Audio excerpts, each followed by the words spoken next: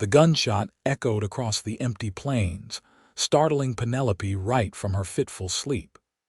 She clutched her 6-month-old daughter Emma to her chest, heart hammering as she peered through the tattered canvas of the covered wagon. Outside, the darkness of the Montana Territory night concealed whatever danger lurked beyond. April 1872 had brought nothing but misery since her husband Thomas fell ill with fever 3 weeks into their journey west. Now he was gone, buried beneath a crude wooden cross 2 days' ride back, leaving Penelope alone with their baby daughter, a nearly empty wagon and dwindling supplies. "Hush now, little one," she whispered as Emma began to fuss. The April night was cold, and the thin blanket did little to keep them warm. Their oxen had wandered off during the night Thomas died, and Penelope had been stranded here for 3 days, watching their food supplies dwindle while gathering what courage she could to continue on foot. Another shot rang out, closer this time.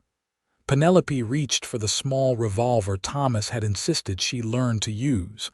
Her hands trembled as she checked that it was loaded, just as he had taught her. "Who's out there?" she called, her voice stronger than she felt. "I'm armed and I know how to shoot." The silence that followed was broken only by the soft whimpering of Emma and the whisper of prairie grass moving in the night breeze. "Madam," a deep voice called from the darkness. "Don't shoot. I'm just passing through. Heard your wagon and thought someone might be in trouble." Penelope tightened her grip on the revolver. "Stay where you are. I can see just fine."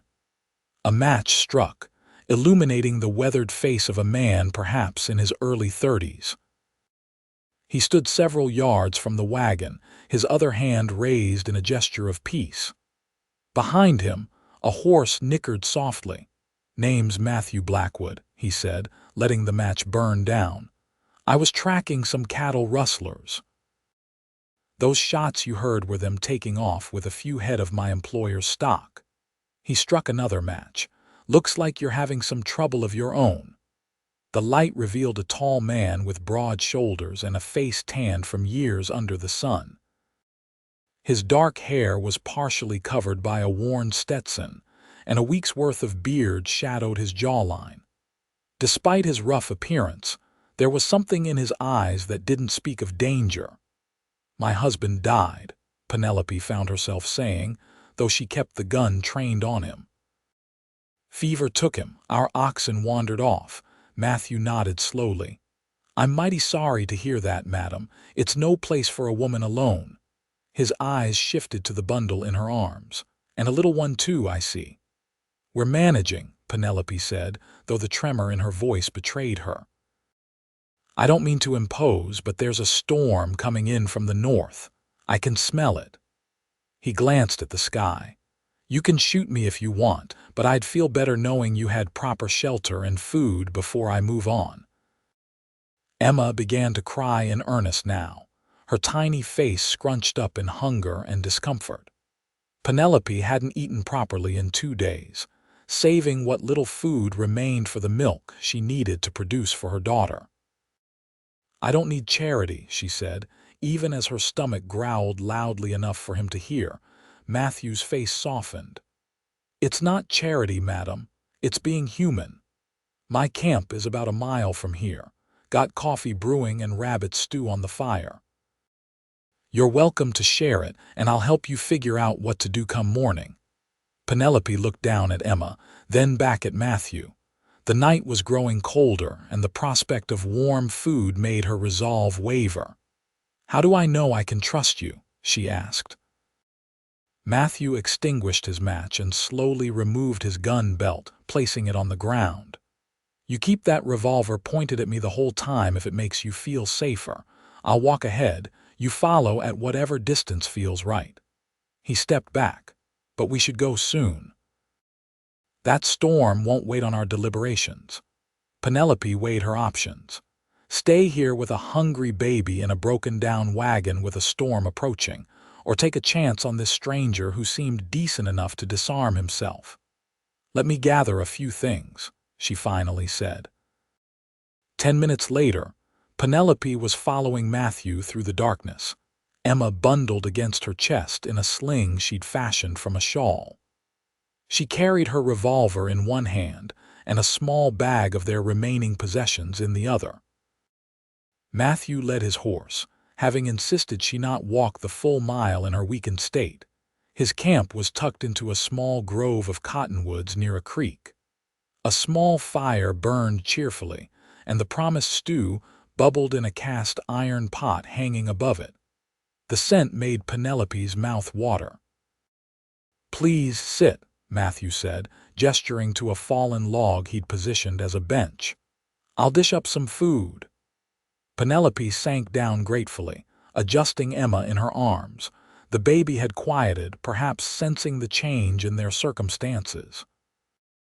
Matthew handed her a tin plate of stew and a chunk of cornbread. "It's not fancy, but it's hot." Penelope balanced the plate on her knee, still keeping her revolver close. "Thank you. You got a name?" he asked, serving himself and sitting on a saddle he'd placed across from her. "Penelope Wright, and this is Emma." She took a bite of the stew and nearly moaned at the taste. It was the first proper food she'd had in days. Matthew nodded. "Heading somewhere in particular, Mrs. Wright?" "Penny is fine," she said, surprising herself with the informality. "We were bound for Helena. Thomas, my husband, had a cousin there who offered him work in his mercantile." "Helena's still a good 70 miles northwest," Matthew said. "Not an easy journey on foot with a child." Penelope's shoulders slumped. "I know, I don't know what else to do." Matthew studied her for a moment. "I work at the Lazy R Ranch about 15 miles from here. Owner's a fair man named Robert Rankin. He might have work you could do cooking or laundry maybe, at least until you can decide your next step." "I couldn't impose. It's not imposing if you're earning your keep," Matthew interrupted gently. "And winter's not fully gone from these parts. That little one needs a roof overhead." As if to emphasize his point, a low rumble of thunder sounded in the distance. Emma startled at the noise, and Penelope rocked her gently. "The storm's moving in faster than I thought," Matthew said, glancing at the sky. "We should get under better shelter." He moved quickly, erecting a small canvas tent and building up the fire. By the time the first drops of rain began to fall, he had created a snug shelter. "You and the little one take the tent," he said.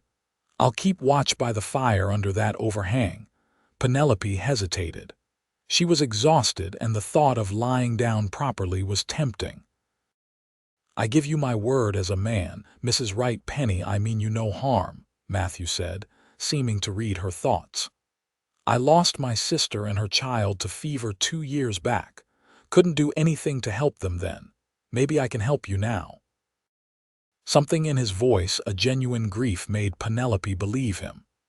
She nodded slowly and crawled into the tent, taking Emma with her. The ground inside had been padded with a thick bedroll, and Matthew had placed his spare blanket inside. Penelope laid Emma down beside her and finally allowed herself to relax slightly, the revolver still within reach. Outside, she could hear Matthew moving around, securing things against the intensifying storm. The rain began to drum steadily on the canvas, a surprisingly comforting sound. Emma's breathing had deepened into sleep, and Penelope found her own eyes growing heavy. For the first time since Thomas had drawn his last breath, she felt something close to safe. As sleep claimed her, Penelope wondered what tomorrow would bring, and whether she had made the right choice in trusting this quiet cowboy with the kind eyes. Morning came with clear skies and the smell of coffee. Penelope awoke disoriented, then remembered the events of the night before. Emma was still sleeping soundly beside her, and Penelope took a moment to check on her before emerging from the tent. Matthew crouched by the fire, poking at something in a skillet. He looked up as she approached. "Morning," he said. "Hope you slept well. Got some bacon and biscuits here." "Thank you," Penelope said, smoothing her rumpled dress. She felt self-conscious in the daylight, aware of her disheveled appearance after days on the trail. "And thank you for last night. I'm not sure we would have fared well in that storm." Matthew nodded. "Storm passed through quick. Should be good traveling weather." He handed her a tin mug of coffee. "Have you given any thought to my suggestion about the ranch?" Penelope cradled the mug in her hands, savoring its warmth. "I have, I think. I think it might be our best option for now. If you're certain your employer wouldn't mind." Old man Rankin's gruff but fair. "Ranch could use a woman's touch in the kitchen. Current cook is Jeremiah, and while he means well, his biscuits could double as horseshoes." Matthew's mouth quirked in a half-smile. A small cry from the tent announced Emma's awakening. Penelope hurried to retrieve her daughter, bringing her back to the fire. "She's a pretty little thing," Matthew observed as Penelope settled with Emma in her arms. "She has her father's eyes," Penelope said softly, a pang of grief hitting her anew. "He was so proud when she was born." Matthew nodded, giving her the space to feel her loss without empty words of comfort. Instead, he dished up a plate of food and set it within her reach. "I need to retrieve what I can from our wagon," Penelope said after feeding Emma and eating her own breakfast. "There's not much, but there are some things I couldn't carry last night." "We'll head there first, then make for the ranch," Matthew agreed. "I have some burlap sacks we can use to carry your belongings." An hour later, they stood beside Penelope's abandoned wagon. In the daylight, it looked even more forlorn than she remembered, one wheel completely broken, the canvas torn from the harsh prairie winds. Matthew helped her gather what was salvageable. Some clothing, a family Bible, Thomas's pocket watch, a small wooden chest containing a few pieces of her mother's silver, and a rag doll meant for Emma when she was older. Penelope paused at the driver's seat where Thomas had sat, his face flushed with fever during those final days. She ran her hand over the worn wood, saying a silent goodbye. "You ready?" Matthew asked gently. Penelope nodded, adjusting Emma in her sling. "Yes, there's nothing more for us here." Matthew had fashioned a better carrying sling for Emma that attached to Penelope's front, leaving her hands free. He helped her mount his horse, then began leading them northeast toward the Lazy R Ranch. As they traveled, Matthew pointed out landmarks and shared stories of his 8 years in the Montana Territory. He'd come west from Pennsylvania after the war, seeking a fresh start away from too many painful memories. "Lost my parents to typhoid when I was 16, he explained. "Joined the Union Army at 17. After Gettysburg, I'd seen enough of death to last a lifetime." "Thomas was in the war too," Penelope said. "When he came home to Ohio, he was different, quieter. That's when he started talking about heading west, making a fresh start." "It changes a man," Matthew agreed. "But out here, there's space to breathe. Room to put those memories somewhere they don't haunt you quite so much." They stopped midday to rest and water the horse. Matthew produced jerky and dried apples from his saddlebags, which they shared in the shade of a solitary pine tree. "How long have you worked at the Lazy R?" Penelope asked. "Going on 5 years now. Started as just another hand, worked my way up to foreman last year." There was a hint of pride in his voice. "Rankin's getting on in years. His son shows no interest in ranching, went east to become a banker." Matthew shook his head as if he couldn't fathom choosing ledgers over open skies. "And there's housing for the workers?" Penelope asked, her practical mind turning to their immediate needs. Bunkhouse for the single men. A few small cabins for married hands. Matthew hesitated. "There's an unused cabin that used to belong to the previous foreman before he moved into town. It's small but solid. Might need some fixing up, but it would give you and Emma privacy." Penelope looked at him sharply. I couldn't take your cabin, Matthew shrugged. It's not mine. I stay in the bunkhouse with the men, easier to keep an eye on things that way. Cabin's just sitting empty, collecting dust. They resumed their journey, and by late afternoon, the landscape began to change. The open prairie gave way to more varied terrain, with rolling hills and scattered stands of pine and aspen. In the distance, snow-capped mountains rose against the blue sky. That's the Rankin land you're looking at, Matthew said, gesturing to the vast expanse before them. Runs from the foothills there all the way to the creek will cross about a mile ahead. Penelope was impressed by the scale. The Lazy R was clearly a substantial operation. As they drew closer, she could make out cattle grazing on the hillsides, and eventually, the buildings of the ranch headquarters came into view. The main house was a large, two-story structure built of sturdy logs with a wide porch wrapping around the front. Behind it stood a large barn, corrals, a bunkhouse, and several smaller cabins scattered at respectful distances. Smoke rose from a few chimneys, and men moved about the yard, leading horses or carrying supplies. As they approached, several of the ranch hands stopped to watch, curiosity evident on their faces. It wasn't every day their foreman returned with a woman and child in tow.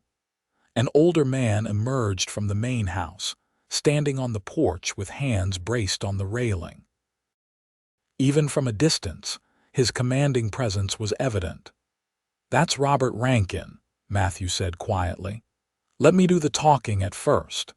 He helped Penelope dismount when they reached the yard, ensuring she was steady on her feet with Emma secure in her sling before approaching the porch. "Blackwood," Rankin called, his voice gruff but not unfriendly.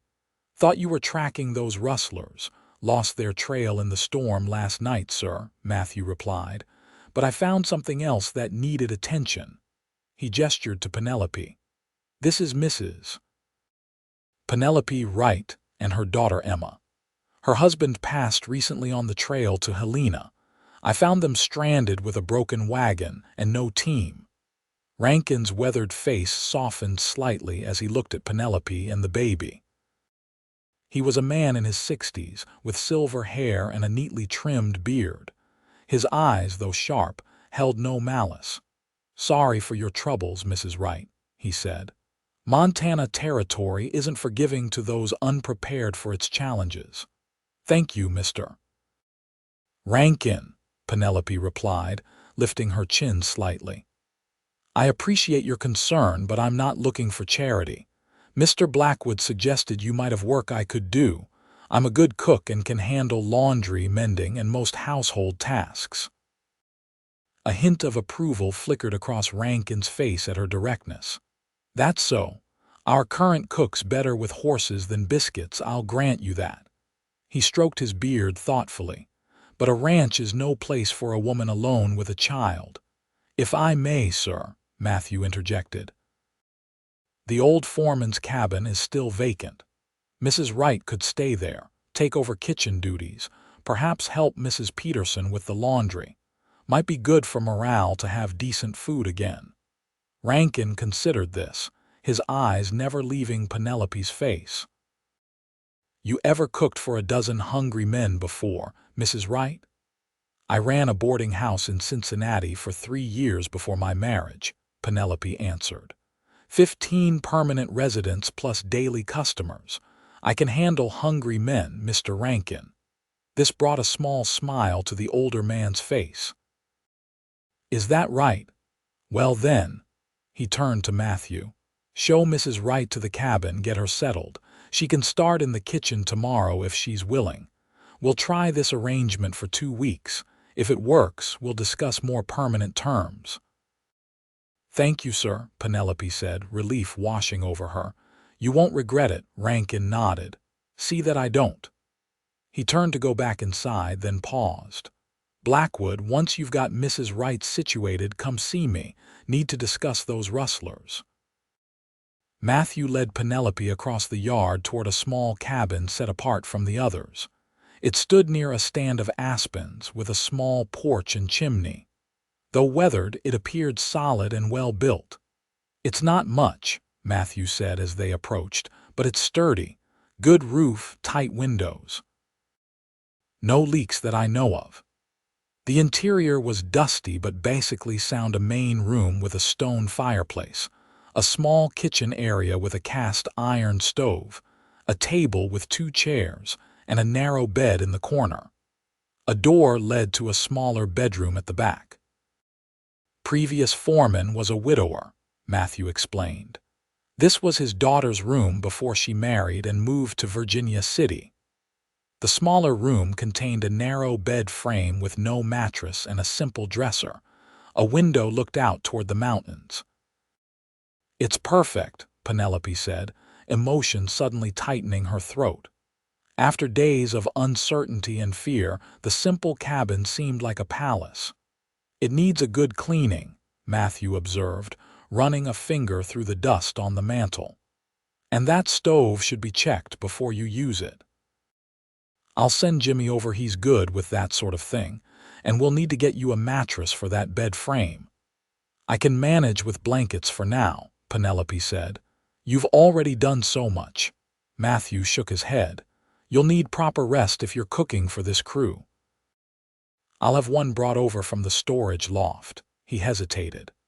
"There's a trunk of linens in the main house that belonged to Mrs. Rankin. She passed 3 years ago. I'm sure Mr. Rankin wouldn't mind you using them." Penelope nodded gratefully. "Thank you, Matthew, truly."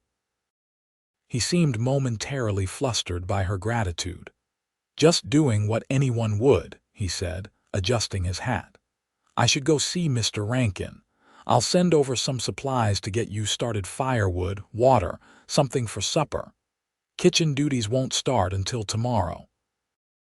After Matthew left, Penelope stood in the center of the cabin, Emma sleeping peacefully against her chest, and allowed herself a moment of quiet relief.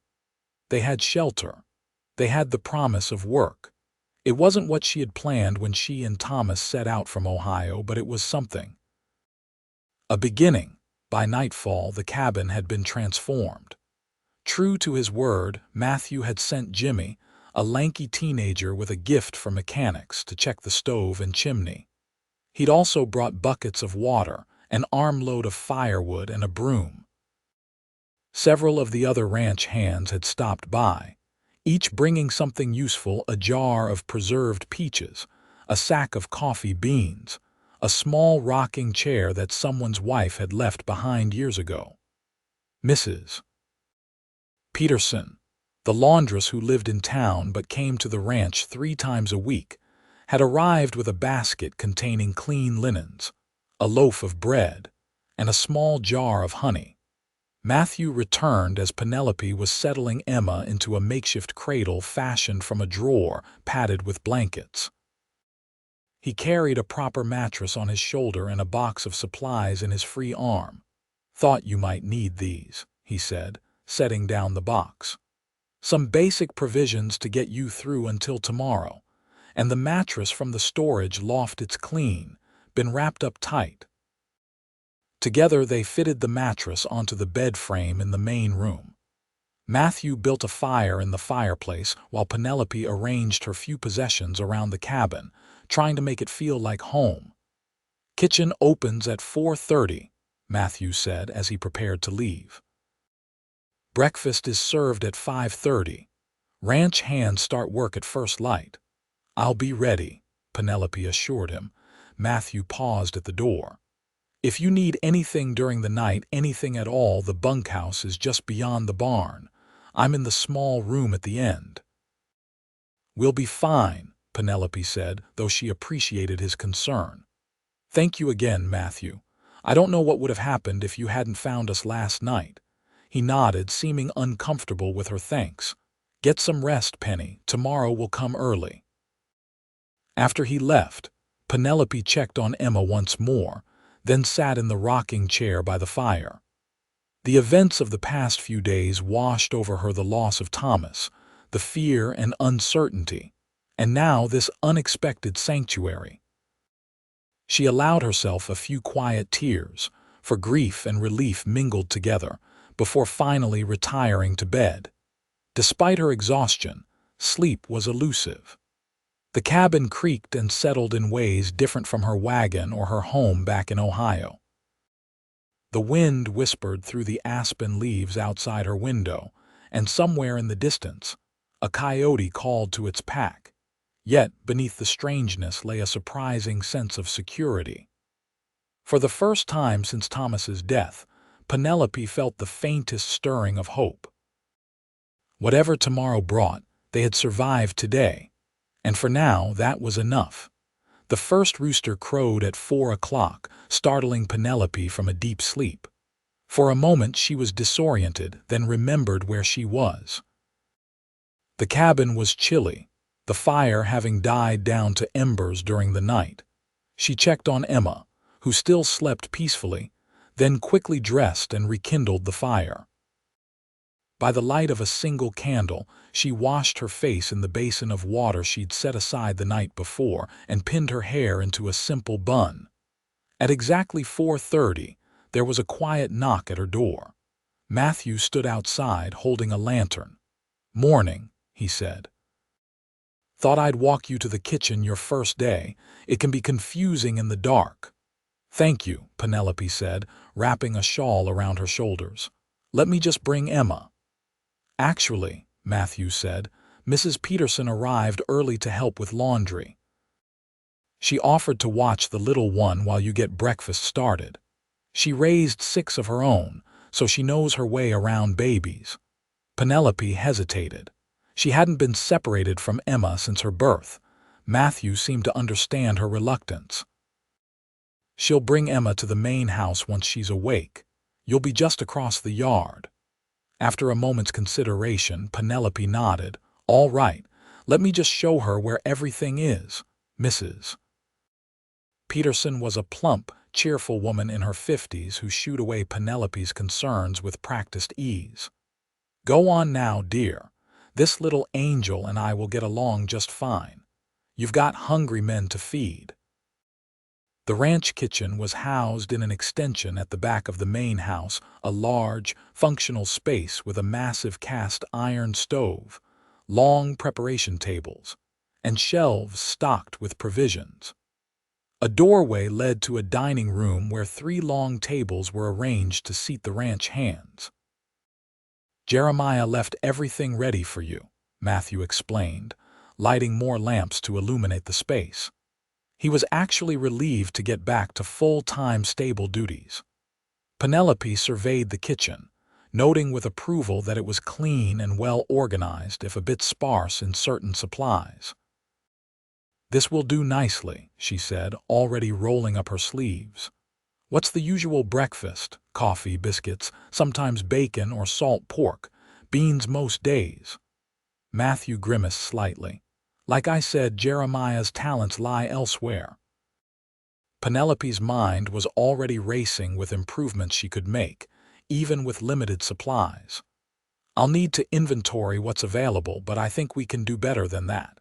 How many am I feeding?" 14 men including me, plus Mr. Rankin and yourself. Mrs.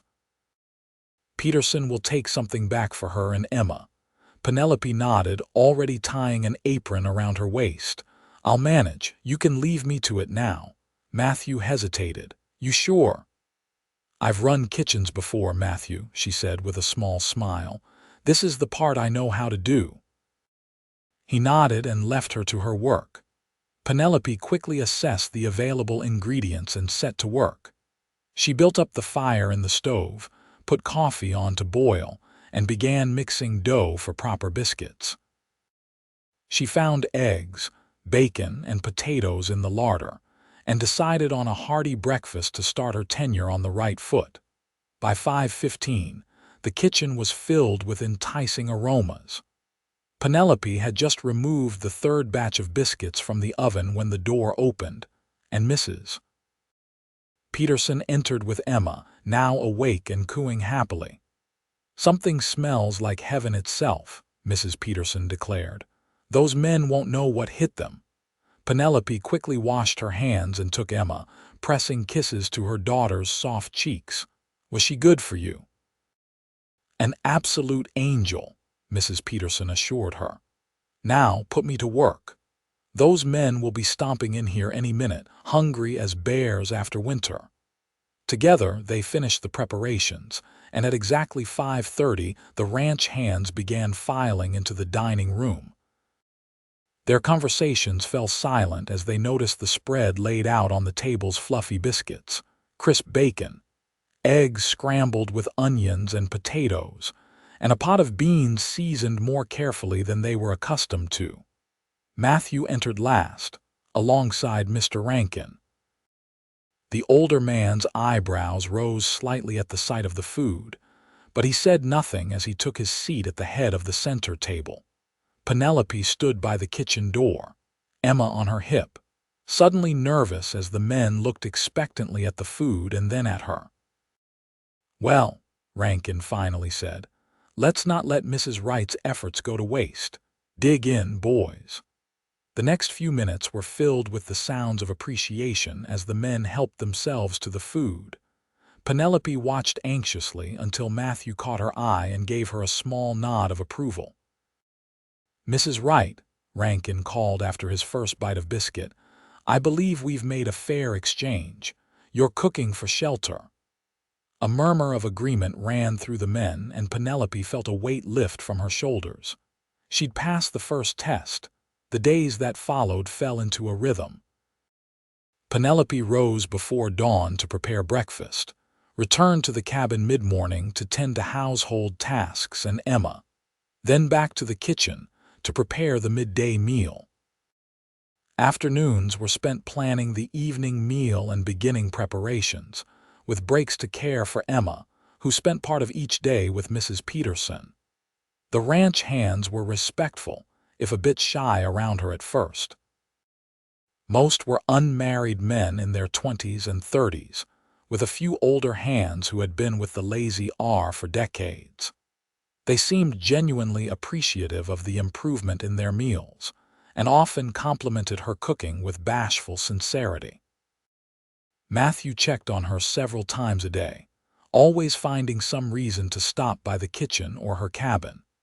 He fixed loose boards on her porch, repaired a leak in her roof that appeared after a spring rain, and brought wildflowers that Emma could look at from her makeshift cradle. "The men are happier than I've seen them in months," he told her one evening, a week after her arrival. He had stopped by her cabin after dinner, carrying a small wooden horse he'd carved for Emma. "Good food makes for good workers." "I'm glad," Penelope said, inviting him to sit by the fire. "Everyone has been kind. I wasn't sure what to expect. Ranch life can be rough," Matthew acknowledged, "but there's a code out here. You look after your own." He handed her the carved horse. "Thought Emma might like this when she's a bit older, something to play with." Penelope turned the small figure in her hands, admiring the careful craftsmanship. "It's beautiful, Matthew. Thank you." He shrugged, uncomfortable with praise as always. "Just something to pass the time in the evenings." They sat in companionable silence for a few minutes, watching the fire. Penelope found herself studying Matthew's profile, the strong line of his jaw, the way the firelight caught in his dark hair. There was something solid about him, dependable in a way that reminded her of Thomas, yet distinctly different. "Mr. Rankin asked me today if you plan to stay on," Matthew said eventually, breaking the silence. "The 2-week trial period is almost up." Penelope had been thinking about this herself. "What did you tell him?" "Said it was your decision to make." Matthew poked at the fire with a stick. "But I told him the men would revolt if you left. Patterson claims your apple pie cured his rheumatism." Penelope laughed. "I doubt that." "You've brought something to this place, Penny," Matthew said, his voice growing serious.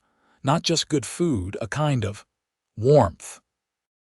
Their eyes met across the short distance, and something passed between them, a moment of connection that sent an unexpected flutter through Penelope's chest. She looked away first, suddenly conscious of her position as a recent widow. "I think we will stay," she said softly. "At least for now. Emma is thriving here, and I feel useful again." Matthew nodded, seemingly satisfied with her answer. "Good, that's good." He stood, reaching for his hat. "I should let you get some rest. Early start tomorrow." At the door, he paused. "There's a supply wagon heading to Fort Benton next week. I'll be going along to handle some business for Mr. Rankin. If there's anything special you need from town, let me know. Might be able to pick up some things for Emma, too." "Thank you, I will," Penelope said. After he left, she sat for a long time by the fire, the wooden horse still in her hands, trying to sort through the confusing emotions Matthew Blackwood had stirred within her. Spring blossomed fully across the Montana territory, bringing longer days and the busy season of calving. The ranch hands worked from dawn until well after dusk, and Penelope adjusted her kitchen schedule to ensure they had substantial meals to sustain them through the demanding work. Emma grew stronger each day, her chubby legs kicking excitedly whenever Matthew came to visit, which was increasingly often. He always had some small gift or toy for her, and Emma's face would light up at the sight of him. "She's partial to you," Penelope observed one evening in late May as Matthew sat in the rocking chair with Emma on his knee. He was showing her a small mirror, and she was entranced by her own reflection. "Smart girl," Matthew replied with a grin. "Knows who brings the best presents." Penelope smiled, enjoying the sight of them together. It had been just over a month since Matthew had found them stranded on the prairie, but sometimes it felt like they had known him much longer. "Mr. Rankin mentioned you were an engineer before the war," she said, recalling a conversation from dinner the previous evening. Matthew looked up, surprise evident on his face. "Did he now? The old man doesn't usually share much about his hands." "He said you helped design the new irrigation system for the South pasture, said it was uncommonly clever." Penelope mimicked Rankin's gruff tone. A faint blush colored Matthew's cheeks. "It's just simple hydraulics. My father taught me. He built bridges back in Pennsylvania." "You never mentioned you had formal education," Matthew shrugged. "Doesn't seem important out here. A man is judged by what he can do, not what he knows." "Still," Penelope persisted, "it explains a lot about you." "How so?" He bounced Emma gently on his knee, making her giggle. "The way you assess problems, how you're always figuring out solutions." She gestured around the cabin. "The shelf you built for my cooking supplies, the way you fix the chimney draft. You see things differently than most men I've known." Now Matthew's blush deepened. "It's nothing special." "I disagree," Penelope said softly. "It is special." Their eyes met again, and that same current passed between them. This time, neither looked away immediately. Emma broke the moment by reaching for Matthew's beard, her tiny fingers grasping at the dark hair with surprising strength. Matthew laughed, gently disentangling her hand. "Strong little lady you've got here. She'll be running circles around us before you know it." "She's already trying to pull herself up on furniture," Penelope said, grateful for the shift in conversation. "I turn my back for 1 second and she's attempting to climb something." "We should build her a proper crib," Matthew said. "That drawer won't contain her much longer." Penelope asked. "I mean I could build it," Matthew corrected himself quickly. "If you'd like." "I would like that," Penelope said. "Very much." The following week, Matthew departed with the supply wagon for Fort Benton. Before leaving, he gave Penelope a list of items he planned to purchase for Emma's crib, asking for her approval. "It's too much, Matthew," she protested when she saw the detailed plans he'd drawn. "The wood alone must be expensive." "I've been saving my wages," he said simply. "Don't have much else to spend them on out here." She couldn't dissuade him, and truthfully, she didn't try very hard. There was something touching about his eagerness to provide for Emma's comfort. The ranch seemed unusually quiet during the 5 days Matthew was gone. Penelope found herself watching the trail for his return, and Emma seemed to sense his absence, growing fussy at the times he would normally visit. When the supply wagon finally returned, Penelope was in the kitchen preparing dinner. She heard the commotion in the yard and peered out the window to see Matthew dismounting from his horse, dusty from the trail but smiling as the other hands greeted him. She busied herself with the meal preparations, telling herself it would be inappropriate to rush out to welcome him back. Yet her heart beat a little faster knowing he had returned safely. Later that evening, after dinner had been served and the kitchen cleaned, there was a knock at her cabin door. Matthew stood there with several packages in his arms. "Special delivery," he announced with a smile that made her pulse quicken. "Come in," she said, stepping aside. "Emma's just fallen asleep, but I know she'll be excited to see you tomorrow." Matthew set the packages on the table. "Got everything for the crib. Should be able to start building it tomorrow evening." He reached into his coat pocket and withdrew a small paper-wrapped bundle. "And this is for you." Penelope took it, surprised. "For me?" "Matthew, you didn't need to. It's nothing elaborate," he said quickly. "Just saw it and thought of you." She unwrapped the paper to find a beautiful bone comb for her hair, inlaid with small pieces of turquoise in a delicate pattern. "Oh," she breathed, running her fingers over the smooth surface. "It's lovely." "The turquoise reminded me of your eyes," Matthew said, then immediately looked as if he wished he could take the words back. "I mean it's practical too, for your hair." Penelope smiled, touched by both the gift and his embarrassment. "Thank you, I'll treasure it." They stood looking at each other for a long moment, something unspoken hanging in the air between them. Matthew finally broke the silence. "There's talk of a social in 2 weeks' time," he said. "At the schoolhouse in town. Dance, picnic, that sort of thing. Mr. Rankin always gives the hands the day off if they want to attend." He shifted his weight from one foot to the other. "Thought you and Emma might enjoy getting off the ranch for a day, meeting some of the other families in the area." "That sounds wonderful," Penelope said. "I haven't been to a social since before Emma was born." "Good. That's good." Matthew nodded, seeming relieved. "I could drive you in the buckboard if you'd like. Be more comfortable for you and Emma than riding." "I'd appreciate that," Penelope said, wondering if this was his way of asking to escort her specifically, or simply offering transportation as he would to anyone on the ranch. "Well, I should let you rest," Matthew said, backing toward the door. "Need to unpack the rest of the supplies." After he left, Penelope held the comb to her chest, a conflicted feeling washing over her. It had been just 2 months since Thomas died.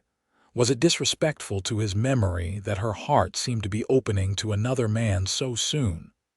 Or was it simply the natural response to kindness after trauma?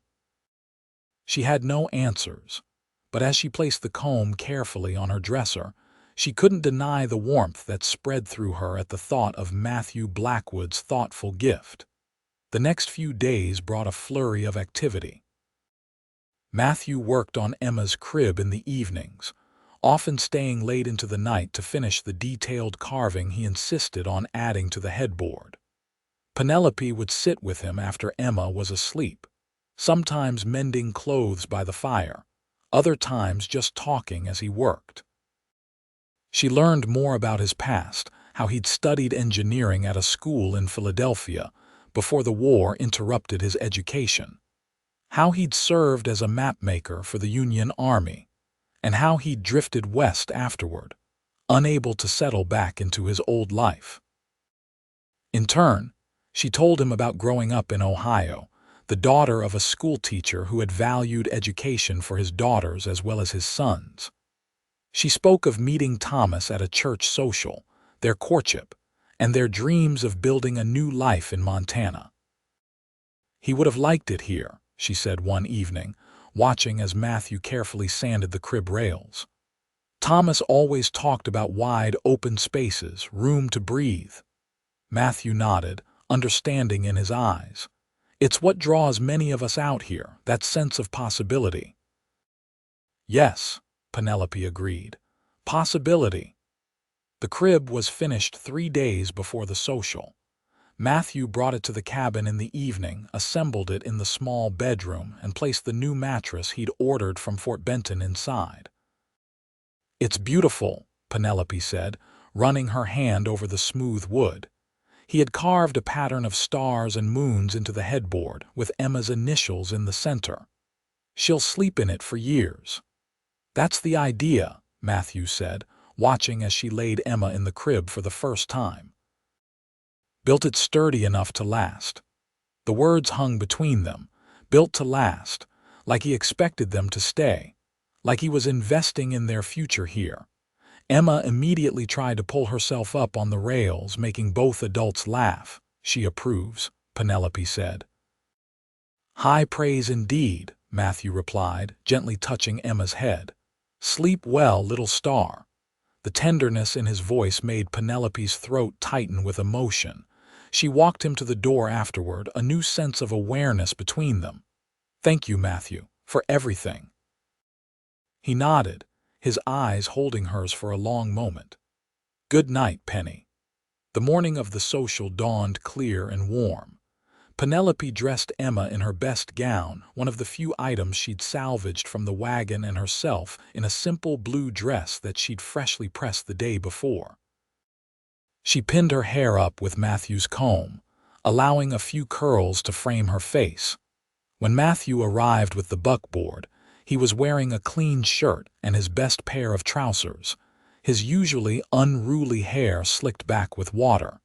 He had even trimmed his beard. "You look nice," Penelope said as he helped her into the wagon. "So do you," he replied, his eyes lingering on the comb in her hair. "Very nice." The drive to town took just over an hour. As they approached, Penelope could see the schoolhouse decorated with bunting, and wagons and horses already gathered around the building. The sounds of a fiddle drifted through the air. "Quite a turnout," Matthew observed. "Folks don't get many chances to socialize out here. They make the most of it when they do." He helped Penelope down from the wagon, then carefully lifted Emma into her arms. Together, they walked toward the gathering. Penelope was introduced to what felt like the entire community: the shopkeeper's wife, the blacksmith and his family, the schoolteacher, and numerous ranchers and farmers from the surrounding area. Everyone was curious about the new cook at the Lazy R, and Penelope found herself telling her story many times over throughout it all. Matthew stayed close by, bringing her lemonade, introducing her to people he knew, and occasionally taking Emma to give Penelope's arms a rest. The little girl seemed to delight in the attention, babbling happily at everyone who spoke to her. After the picnic lunch, the dancing began in earnest. Matthew had just returned with fresh lemonade when the fiddler struck up a lively reel. "Would you like to dance?" he asked, a hint of nervousness in his voice. Penelope hesitated. "I should stay with Emma. I'll take her," Mrs. Peterson interjected, appearing beside them. "Go on, you two. Young folks should be dancing." Before Penelope could protest further, Emma was whisked away by Mrs. Peterson, who was already cooing to her about watching the dancers. Matthew offered his hand, and Penelope took it, allowing him to lead her to the dance floor. He placed his other hand lightly at her waist, maintaining a respectful distance between them. "I should warn you," he said as they began to move with the music, "I'm not much of a dancer." "You're doing fine," Penelope assured him, though in truth he was a bit stiff. "Just relax." As the dance continued, Matthew did indeed relax, and Penelope found herself enjoying the movement, the music, and his company. When the reel ended and a slower waltz began, he looked at her questioningly. "Another?" he asked. Penelope nodded, and this time when he took her in his arms, they stood closer together. She could smell the faint scent of soap and leather that she'd come to associate with him, could feel the strength in his hand at her waist. "This is nice," she said softly as they moved around the floor. "Yes," Matthew agreed, his voice equally quiet. "It is." They danced until Penelope noticed Emma beginning to fuss with Mrs. Peterson. She excused herself to tend to her daughter, and Matthew went to fetch them some food from the picnic tables. The rest of the afternoon passed pleasantly. As the sun began to dip toward the horizon, families started packing up to make the journey home before dark. Matthew helped Penelope back into the buckboard, securing Emma's makeshift carrier beside her. The ride back to the ranch was quieter than the journey out. Emma fell asleep almost immediately, lulled by the rocking motion of the wagon. Penelope found herself stealing glances at Matthew's profile as he drove, noticing the way the setting sun gilded his features. "Thank you for today," she said eventually. "It was wonderful to meet everyone and get away from the ranch for a while." "You were a hit," Matthew said with a smile. "Mrs. Henderson asked if you might share your apple pie recipe. I noticed you spent some time talking with Mr. Rankin and that man from Helena," Penelope observed. "Looked serious." Matthew's expression sobered slightly. "Just business. Mr. Thompson is interested in buying some of our stock for his new ranch near Helena. Wants me to deliver them next month." "Oh," Penelope said, surprised at the pang of disappointment she felt. "You'll be gone long." "Week, maybe 10 days." Matthew glanced at her. "Will you miss me?" The question was asked lightly, but his eyes were serious. Penelope felt a blush rise to her cheeks. "The ranch won't be the same without you," she said carefully. Matthew seemed to accept this indirect answer. They rode in companionable silence the rest of the way back to the Lazy R. When they arrived, the ranch was quiet, most of the hands either still in town or already retired to the bunkhouse. Matthew helped Penelope down from the wagon, then carried the sleeping Emma as they walked to the cabin. At the door, he carefully transferred Emma to Penelope's arms. Their faces were close for a moment, and Penelope hoped that he might kiss her. Instead, he stepped back, his hand lingering briefly on her arm. "Good night, Penny," he said softly. "Sweet dreams." "Good night, Matthew," she replied, watching as he walked back toward the bunkhouse, his tall figure silhouetted against the starlit sky. Inside the cabin, Penelope laid Emma in her new crib, then sat by the window for a long time, watching the stars and thinking about the man who had carved them into wood for her daughter. The weeks following the social brought changes to the Lazy R. A severe storm damaged part of the barn roof, keeping all hands busy with repairs. The cattle drive to Helena was postponed, much to Penelope's private relief, though she felt guilty for being glad of the delay. Matthew continued to visit her cabin most evenings, often bringing small gifts for Emma, a wooden rattle he'd carved, a soft blanket he'd commissioned from a weaver in Fort Benton, a tiny pair of moccasins traded from a passing Blackfoot hunter. Penelope began to realize that these gifts were his way of courting her, though he never spoke of his feelings directly. For her part, she found herself looking forward to his visits with increasing anticipation, planning special dishes she knew he enjoyed, and taking extra care with her appearance before he arrived. Emma, now nearly 8 months old, was pulling herself up on furniture and attempting to cruise along the edges of tables and chairs. She had developed a special smile for Matthew and would bounce excitedly whenever she heard his voice. "She'll be walking before we know it," Penelope observed one evening in early July as Emma practiced standing while holding onto the edge of a chair. "She's determined, that's for certain," Matthew agreed, watching the baby with obvious affection. "Takes after her mother that way." Penelope smiled at the compliment. "I've been thinking," she said, gathering her courage, about Emma's future, about our future here. Matthew looked at her attentively. Oh, Mr. Rankin mentioned that he's considering building a proper cookhouse behind the main house.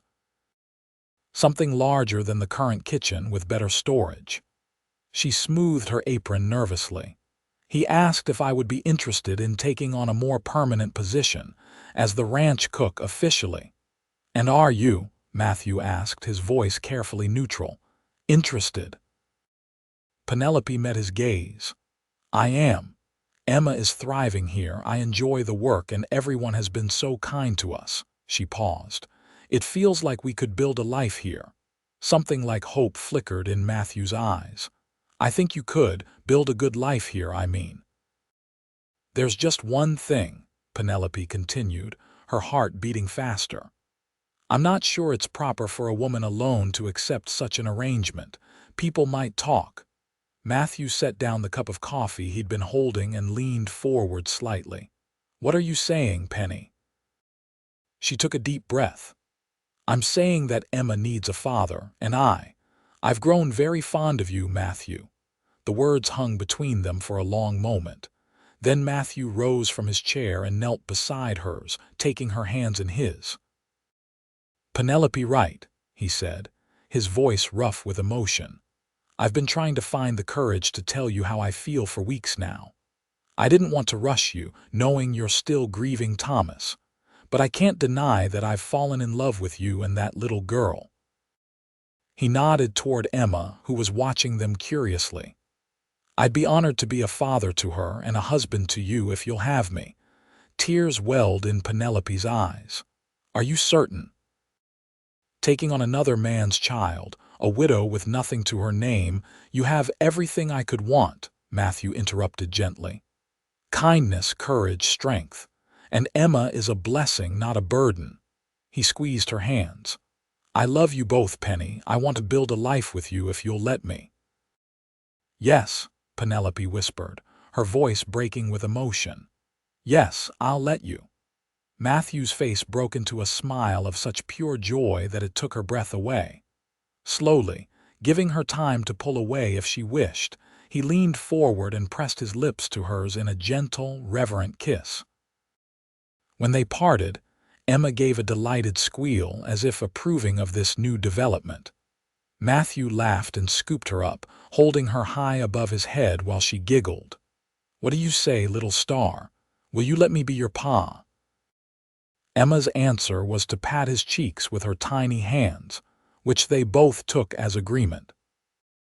Later, after they had discussed practical matters, Matthew would speak to Reverend Collins about performing the ceremony. They would convert the second bedroom into a proper space for Emma as she grew older.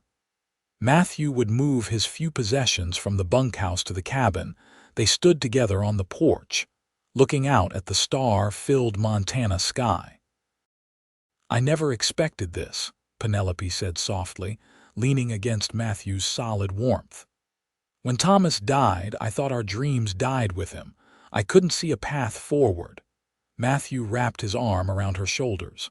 Life has a way of opening new doors when others close. I'm just grateful I was the one who found you that night. So am I, Penelope said, turning to look up at him. So very grateful.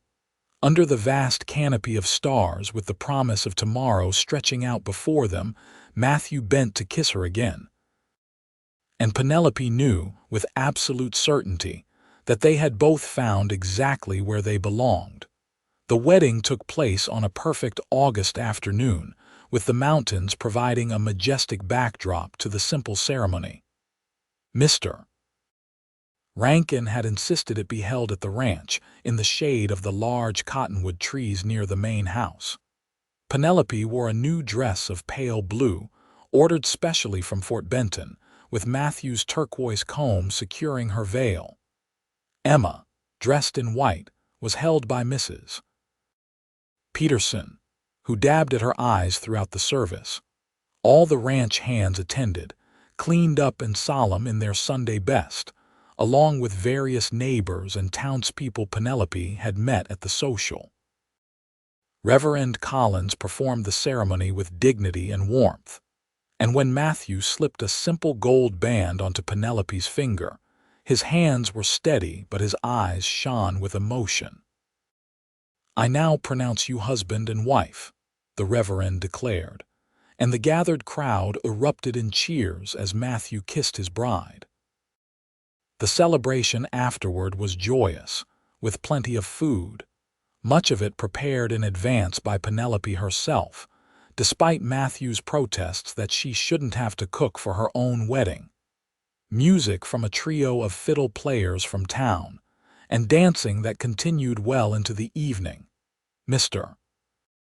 Rankin surprised them with a wedding gift, the deed to the cabin and the acre of land surrounding it. "Been meaning to parcel off some of this property anyway," he grumbled when Matthew tried to thank him. "Consider it payment for that irrigation system. Saved me more than the land's worth." As the stars came out and the party continued, Matthew led Penelope away from the festivities, carrying a sleepy Emma in his arms. "Happy, Mrs. Blackwood?" he asked as they walked toward their cabin, their home. "Perfectly happy," Penelope replied, leaning against his shoulder. "It feels like a dream." "If it is, I hope we never wake up," Matthew said, pressing a kiss to her temple. They put Emma to bed together, watching as she drifted off to sleep in the crib Matthew had made with such care. Then, with tender nervousness, they retired to their own room as husband and wife, discovering new depths to their love for each other under the canopy of a Montana night. Life settled into a new pattern. Matthew continued his work as foreman, but found time to expand and improve their small home.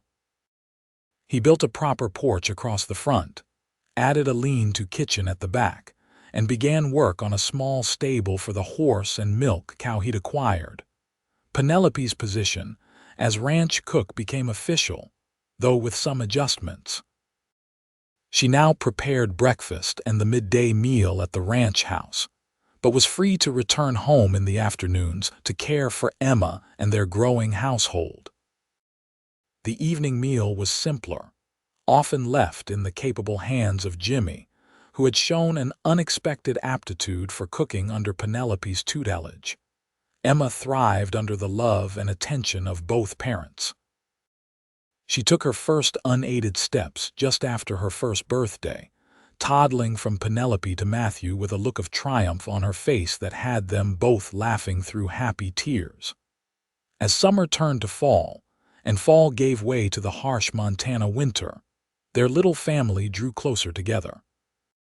The cabin was warm and snug, with Matthew ensuring the firewood was always stacked high, and the roof and walls secure against the bitter cold.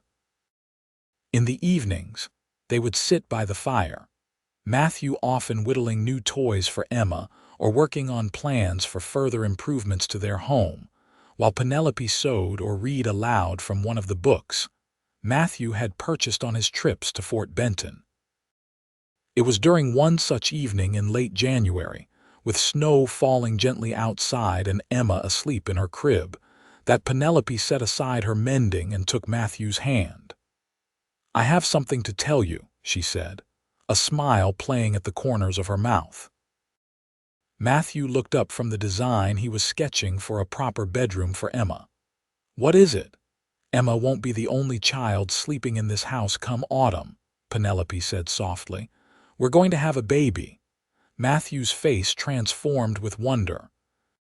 He set aside his work and pulled Penelope into his arms, holding her as if she were made of the most precious glass. "A baby," he repeated, his voice thick with emotion. "Our baby."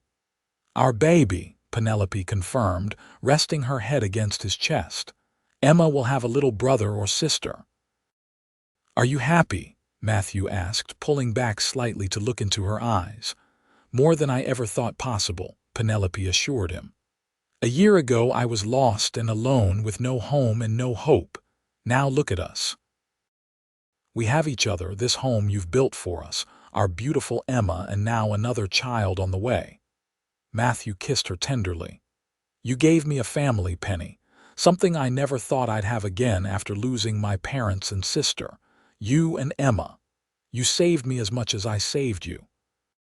As they held each other by the fire, snow continuing to fall outside their sturdy home, Penelope reflected on the strange, winding path that had led her here. The loss and grief that had seemed insurmountable had somehow led to this new life, this new love, this new beginning. From the depths of despair on that lonely prairie night, she had found her way to this moment of perfect contentment. And as Matthew's hand came to rest protectively over her still flat stomach, Penelope knew with absolute certainty that they had both, finally, found exactly where they belonged. The years passed with the steady rhythm of seasons on the Montana frontier. The Blackwood family grew with the birth of James Robert in September 1873, followed by twins Sarah and Samuel in 1875. The cabin expanded alongside their family, with Matthew adding rooms as needed, eventually transforming the humble structure into a proper home with 4 bedrooms, a spacious kitchen, and a covered porch that wrapped around 2 sides of the house. Emma thrived as the oldest sibling, her natural protectiveness extending to her younger brothers and sister.